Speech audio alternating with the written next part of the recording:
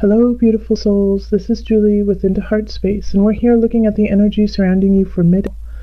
Thank you so much for everyone who has been watching videos, sharing them, liking them, and subscribing to my channel. Keep it up. Thank you, thank you, thank you. I send so much love, joy, and blessings to everyone who crossed my path on YouTube. Thank you. Also, make sure to watch your sun, moon, and rising sign. If you're not sure what those are, then go to the description box below, and there is a website that creates natal charts for you for free. And if you want to skip this part and go straight to the individual reading, I have also put a timestamp in the description box below so you can skip ahead. So let's do the collective single card pull. This is the one card for the remainder of it that all signs, all energies, all people will resonate with in some regard. It's what kind of pulls us together to remind us that we are not alone. We are all connected. So calling in the highest of light, the highest of energy, calling in the divine. For the collective, what is the one card? What is the thread that will seam us together? That one? Yep. Oh, there's two of them. Oh, how interesting. Twin flame and singing and dancing. All right, so twin flame. I'm sure a lot of people are excited to see this card. And singing and dancing.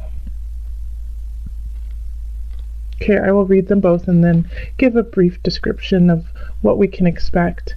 With the twin flame, it says the answer to your question involves a spiritually based romantic relationship. And then with singing and dancing, express yourself and awaken your psychic senses through the magical power of music and movement. Now this one speaks close to home. I'm a dance teacher and we're just about to go through all of the recitals and a lot of performances that the beginning of me. So I always feel like singing and dancing connects you to spirit, connects you to earth, connects you to other people as well, as it opens your heart and allows others to see you in a very vulnerable way. And so the connection between twin flame and singing and dancing is potent, because once you allow yourself to feel, to resonate with your environment around you and express it through your body and your voice, oh, that just calls in your tribe. And so the twin flame energy cannot help but be present when this happens. So make sure that when you see this, and we're looking at the twin flame, and it is a romantic relationship for some, but not for everyone. And also, it might be a relationship with spirit. It may be in a connection with somebody who isn't present, physically present. And you just feel the tug, you feel the connection, and it resonates with you deep, deep, deep in a very loving, unconditional way. And so if you feel this and there's no connection with a physical person, that's okay. Love it. Enjoy it. Wrap yourself in it. It is still true. And if you do have a connection with someone who you right away know there's something there, there's something that you need to explore, that you guys are connected, love it and enjoy it for that moment. It may not. And with twin flames, that kind of energy goes in and out, in and out, in and out, in that the connection will always be there, but sometimes your paths are meant to separate so that you can learn the lessons that you need to and then come back to that energy.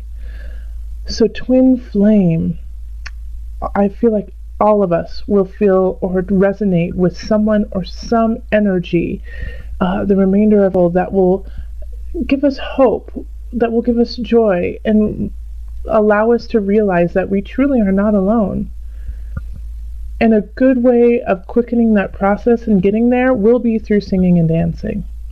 Move around, jump around, sing in your car, sing on the way to work, sing in the shower, sing while cooking. And then dance around too. Dance in your family room, dance in your backyard, dance on your way to work, you know? Don't be afraid of your body. Don't be afraid of your voice. All right, the collective, now let's go on to our individual readings. Hello, Scorpio. This is Julie with Into Heart Space, and we're here looking at the energy surrounding you for mid-teen.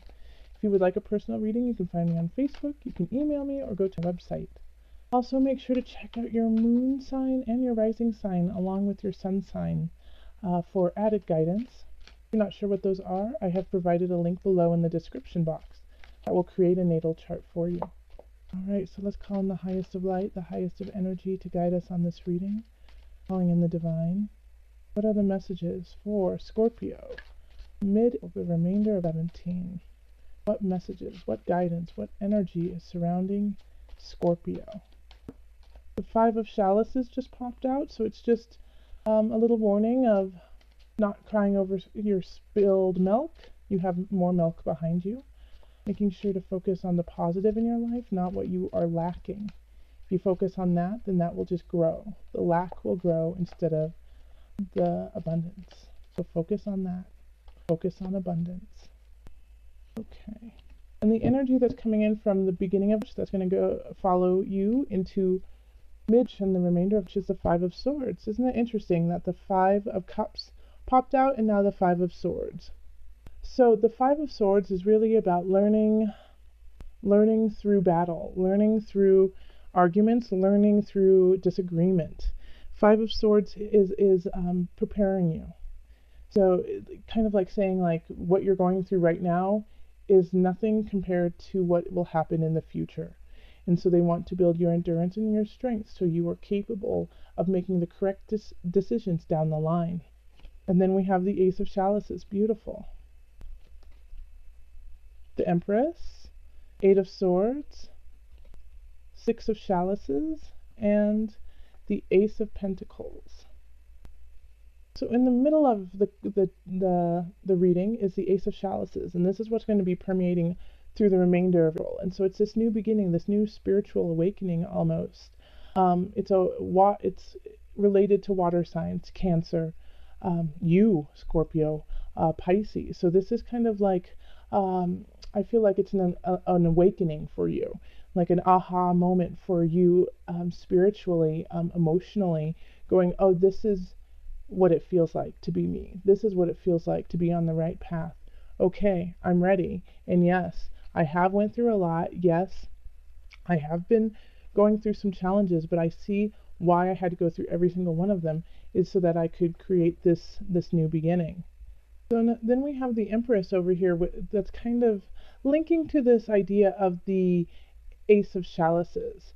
The Empress, being ruled by Venus, is finding beauty in the relationships that surround you and finding comfort and love within those interactions with friends, with lover, with family. I do feel the sense that it is more with community. The Empress encompasses all, not just one. So this is being able to give more of yourself to the people around you, not just to one person or to one thing. So the Empress is really asking you too to find beauty in your surrounding, find beauty within your friendships, and find the comfort and the love in that. And I think the Ace of Chalices really kind of links to that, because that idea is still forming for you. It's still in creation mode. Because I feel like, Scorpio, you are really good at the one-on-one. You're really good at connecting in small groups, groups of 2 or 3. But that idea of connecting to community, that idea of connecting to the entire tribe, might seem a little daunting for you. And so the Empress is asking you to actually do that, because your voice and your energy needs to be heard within the collective and not just on the individual basis.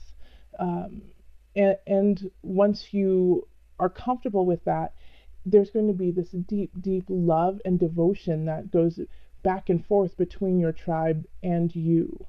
And I think this is almost a terrifying aspect for you because of that idea of being shunned, or that feeling not being reciprocated. But people are ready for you and are ready to hear you and need to, and it will be reciprocated. And so then the Eight of Swords shows up, and this showed up actually in the Leo reading too. And so if you have some Leo friends, they're kind of going through similar aspects in regards to the Eight of Swords. Yours, however, theirs was in the center. Yours is over in career, your passion, your work. So with the Eight of Swords here, this is you're not seeing the bigger picture of what's going on, and you're focusing on the negative aspects of it. Saying, well, I don't make enough money. Well, they ask me to do things that are beneath me. They don't understand true self. No, they don't. Yes, they are asking you to do things that seem, you know, small and beneath you. But the thing is you aren't exerting who you are, and they don't know what you are truly about because your shoulders are humped over and you're only looking down instead of up. The Eight of Swords is a self-imprisonment. No one else is putting you there. Only you are. So you can try to blame others. You can try to blame your boss. You can try to say, well, they asked me to go get coffee. And little do they know that I have an entire 5 novels in my head. Or I have the best idea for the company to get them off on the right track, or just all these things like that are amazing about you, and they have no idea because you're not sharing it, and they're not mind readers, and they don't have time to read your mind. So if you want it, then flip and ask for it, stand up for it, make it happen, because it won't. It's not going to happen unless you fight for it. And you've been building for it, and you've been strengthening for it. The Five of Swords is endurance, like I said, endurance, challenges that build strength.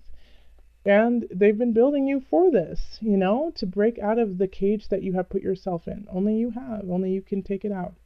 And the nice thing about this too is that you still have your tribe, you still have your community behind you for support.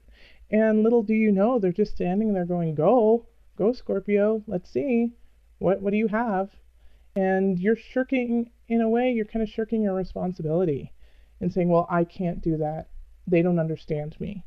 Well, that's a cop-out, You're so much stronger. You're so much more beautiful. And this is a new beginning. And so stand up and look out at your horizon. And we have the Six of Chalices. Yes. And this is an abundance.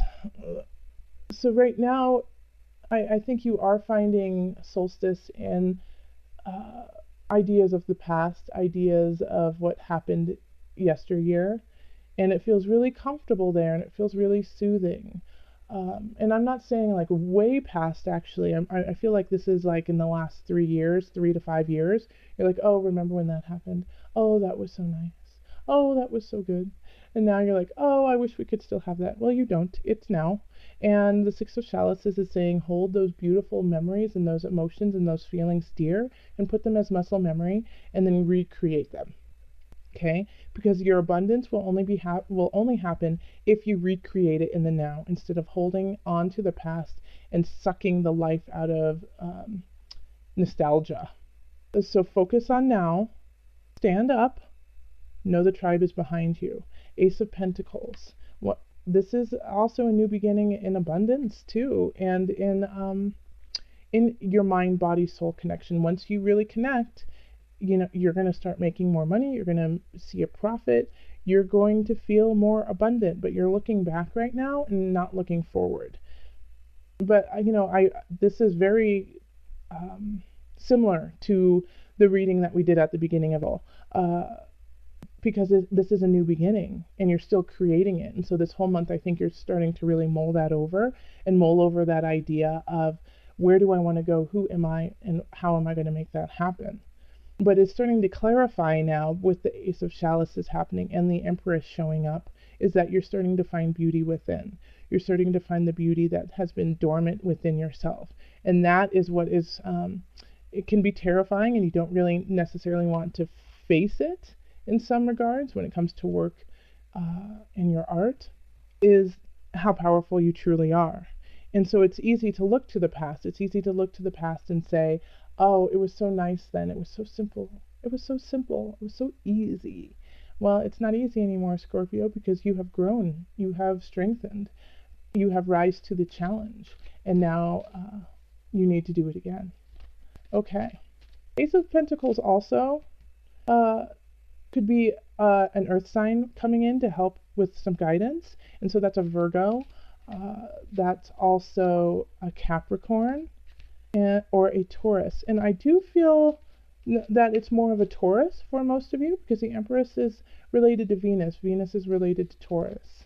So there is a connection there with a Taurus, more so. A Taurus friend, a Taurus lover that is coming in to kind of help guide you to your abundance and breaking free of the nostalgia.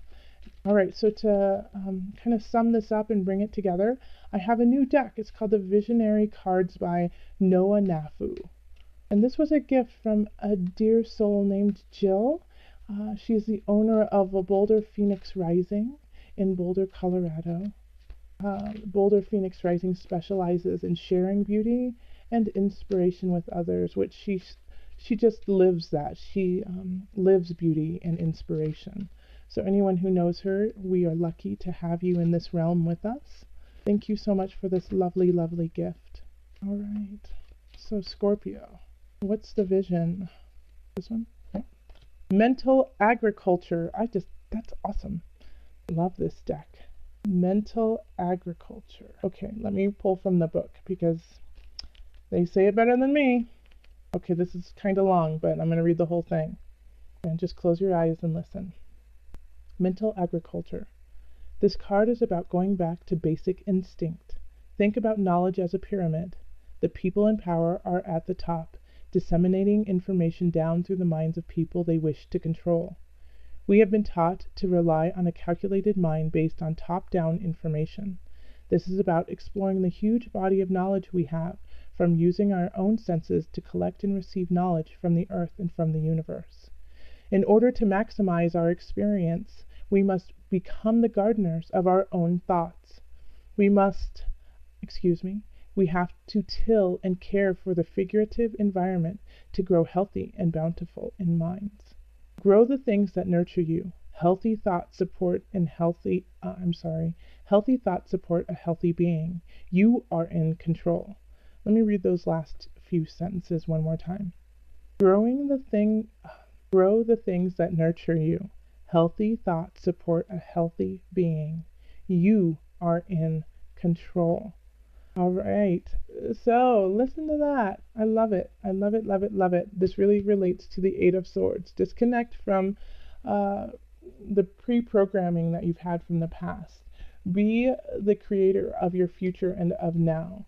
You have been breaking free from the Five of Swords. You are breaking free from that programming and becoming anew with the Ace of Chalices. All right, so keep continuing that. Be in control of you. Control yourself and your life. Also, control yourself and your life with spirit, with the guidance of spirit. All right, Scorpio. Remember, listen to your heart, and the body will follow. Until next time, much love, joy, and blessings.